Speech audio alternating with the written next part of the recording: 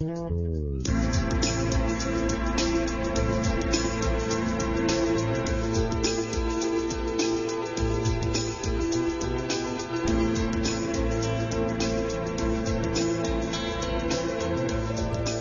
I'm Terrence McNally, and welcome to today's podcast.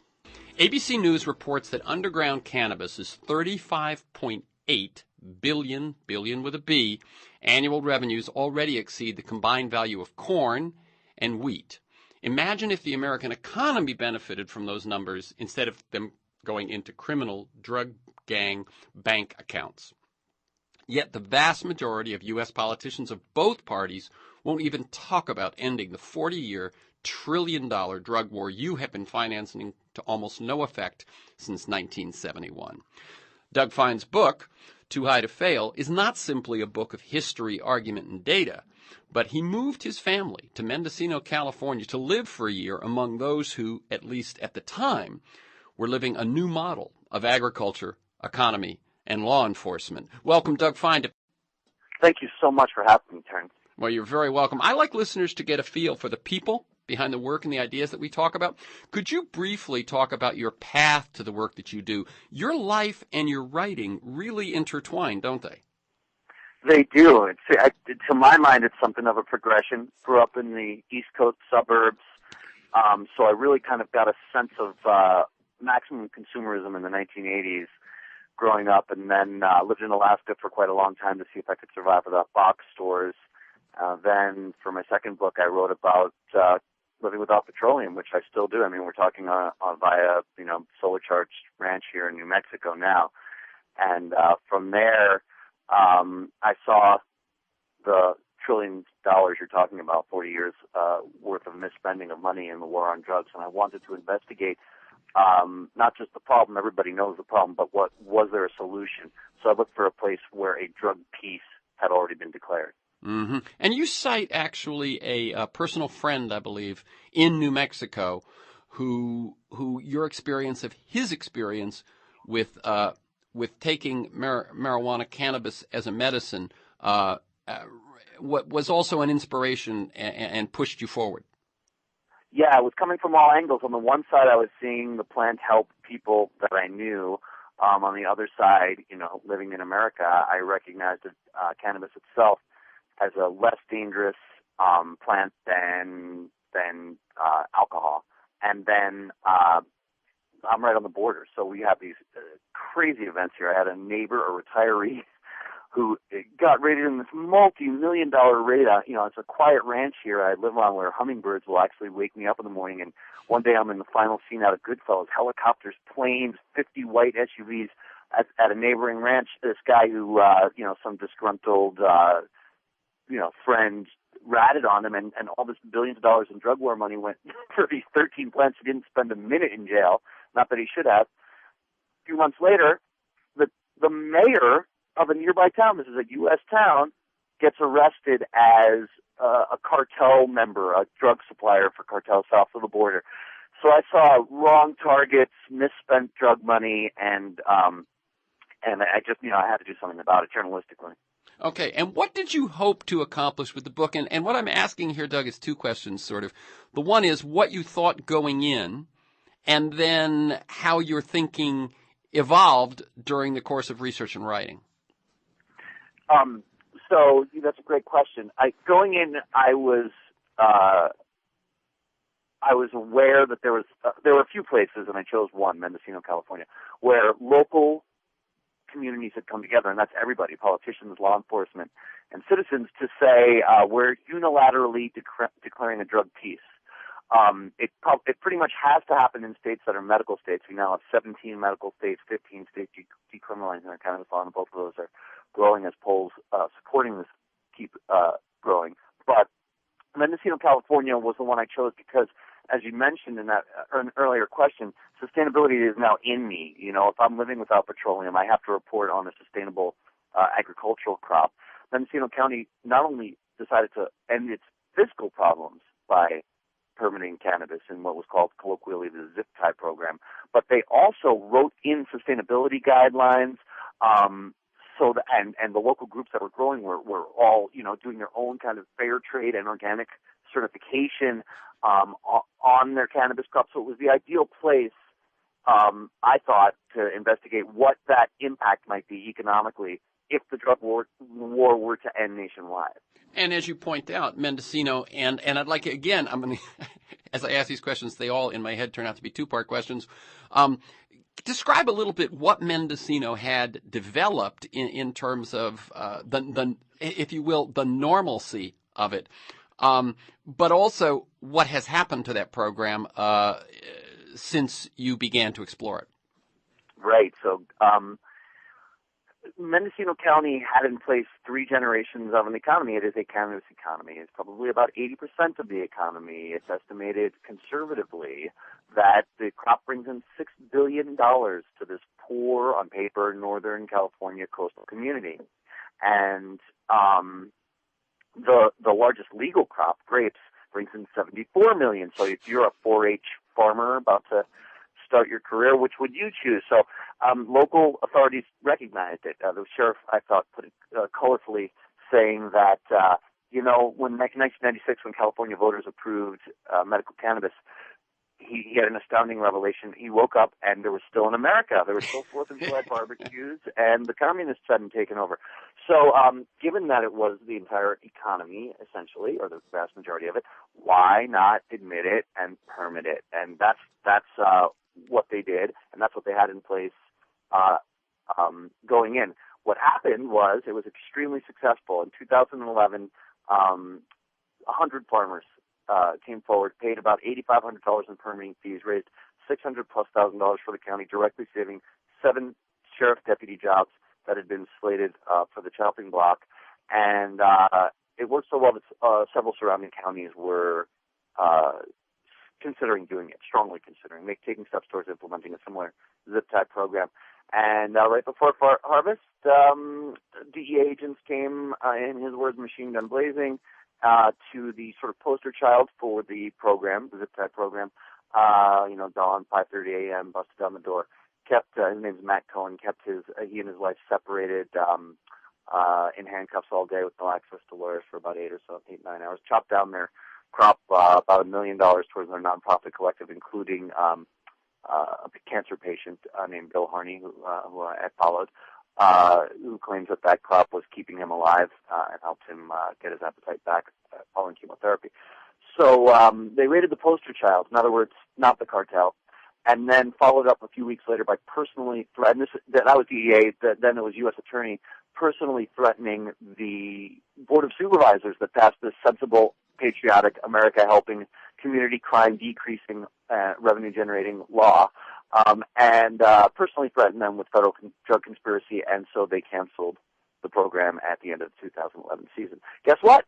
Mendocino farmers still growing just as much cannabis, only now America's tax base doesn't benefit. Yeah, and that number you gave was amazing, that just within Mendocino, just the fee that each farmer paid amounted to over $500,000 for Mendocino County.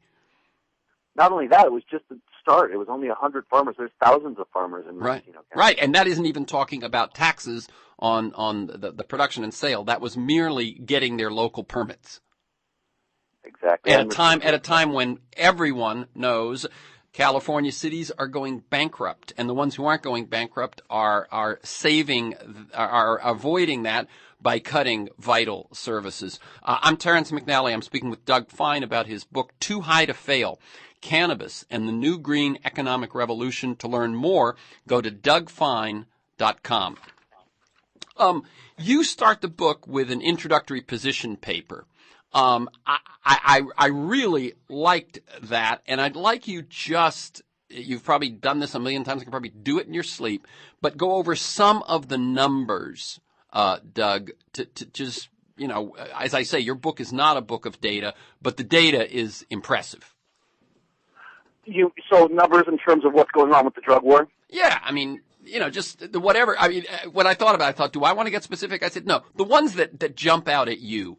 How much we've spent, how much we lose, how much we could be, just whatever. Because then we'll ask the question of why in the face of all that does nothing happen. But for right now, just what are the most, outrageous numbers you found? Well, first of all, you mentioned in the intro, cannabis is America's number one cash crop by far already. And when it carries a risk with, every plant is already by far the biggest crop in our nation. The 40-year drug war has spent about $1 trillion tax dollars to almost no effect on supply and demand. Some studies have 70% of cartel profits coming from cannabis. That was a surprise to me. The worldwide industrial cannabis industry is taking off, and we're restricting American progress in that category in places like the Heartland, North Dakotas, type places in Nebraska that could be growing, for one thing, a biofuel that has 10 times the bioefficiency per acre of corn and soy for ethanol. In other words, we could be weaning off of petroleum by legalizing. I have to cut in. If there's any crop that America should be leading the world in, it's this one. And we used to, of course. We yeah. used to. So, and that's just industrial. That's nobody smoking anything. And it's so the insanity of the drug war can be seen there. Canada's industrial cannabis market is growing something like 25% per year. I know all the products that my family uses, and things like soaps and healthy omega balanced hemp seed oil and hemp twine, are several $1,000s a year going to foreign grown cannabis. So the other thing is that we're not even getting into things like tax revenue and savings if we redirected the $9 billion that is geared in the 2013 budget just to domestic drug enforcement. Whenever you hear the drug dealers say, we're not fighting a drug war anymore, we're focusing on education, go, really? How about the highest amount ever for 2013 spent on domestic enforcement, including the federal approval of drones to fight on American soil a drug war that shouldn't be being fought? Oh, yeah. Now, and one other thing I want you to point out, you were talking about the non-medicinal or non-recreational uses of cannabis. America really, you go to an American history book, a panorama of American history, and cannabis is there. As you point out, it's the canvas that covers the covered wagons. The Declaration of Independence, the draft that Jefferson wrote, was written on hemp parchment. Not only that, you point out that it is a much more sustainable, less water-intensive crop than soybeans and corn, which are huge crops that we feed to grazing animals, another unsustainable industry. Yeah, that's right. In fact, there really isn't a downside to ending the war on cannabis unless you are a drug attorney on either side or a member of the incarceration industry. Right, that's what I was going to say. As I've said for years, and you point out, always follow the money. So despite those numbers that we were just citing, and as I say, this introductory position paper goes on more and more, it becomes like you just want to scream. Not that there are too many numbers, but why is this war going on? Tell us some of the numbers on the other side. What explains the fact that the D.C. Beltway is not only not moving, but treating it like a third rail? What are the industries that have their attention and perhaps their cojones? Well, the less conspiratorial answer is that it's bureaucratic inertia. When one of the most telling things to me when the hostilities were started after 9/11 attacks were the documentaries about what the sort of the party that all the contractors were having and hiring, and it was a great economy. War was a great economy for people who make everything from cheeseburgers to airplane parts, and that's no bearing on whether a war is quote right or quote wrong. It just is good for certain kind of economies, and that's no less true in the drug war. And what this is about is the industries that incarcerate people. Private prison industries are making very interesting pitches to municipalities, promising that they will undercut the cost per prisoner that the municipality has to pay doing it themselves, which sounds really nice. But on the other hand, you have to guarantee us a 97% fill-up rate in our prisons. And it's like, wait a second, so that means there has to be this continual meat grinder of poor kids going through for nonviolent so-called drug offenses, meanwhile enriching the cartel. So incarceration industry, especially private prisons, is a big one. One debate I kind of would like to be in the fly on the wall about is the pharmaceutical one as well, because, you know, I can't right now promise you that I haven't seen the emails, that there are pharmaceutical company executives involved in this that are trying to make sure that it happens at the pace, that is, the decriminalization of cannabis at the pace that they want, and probably in what I call in the book some kind of half-assed way where there's patents issued to a few companies for a few extracts of a few cannabinoids, which simply does not work. We've been co-evolving with this plant for 10,000 years, and the broad profile of the entire plant is what needs to be available to Americans. Yeah, and if people didn't get that, we've talked about herbal supplements on this show many times over the years. The pharmaceutical industry thrives on patentable compounds, patentable substances, and the problem with nature and all the wonderful things that nature has supplied us is that they're not patentable. So what they do is they extract a piece. But the fact is that the way they evolve in nature, as Doug pointed out, is that it's the whole plant, the whole substance, and so on that really has the wonderful effects. I mentioned in the intro today that the LA City Council's vote last week to ban medical marijuana dispensaries within city limits. I'm now going to bring into the conversation Don Duncan. He's California Director of Americans for Safe Access, to give us a bit of expert opinion on what happened and what it means. Stay with us, Doug Fine. You can learn more about their work at safeaccessnow.org. Welcome, Don Duncan. Thank you so much for having me today. Okay, what happened in the city council, and how much of a surprise was this? I have usually received email alerts saying, you know, it looks like there's a vote imminent. I didn't get that one on this one. Well, it wasn't completely a surprise for us. You know, we've been working up to this moment really since 2005 when Americans for Safe Access first engaged the city on this topic. And people often ask me, you know, can we stop the ban? And I would tell them, well, we've been stopping the ban since 2005. And our city attorney, our former city attorney, Mr. Doug Addio, and now our current city attorney, Mr. Tanich, have been determined to ban medical marijuana facilities in the city of Los Angeles all along. And so it's been an ongoing battle. Let me jump in because we have so little time. What does this mean in practical terms as of today, as of a week from now, as of a month from now? Well, the ordinance is going to take effect about 45 days after it was adopted. And so if it does take effect, all of the collectives and cooperatives in the city have to close.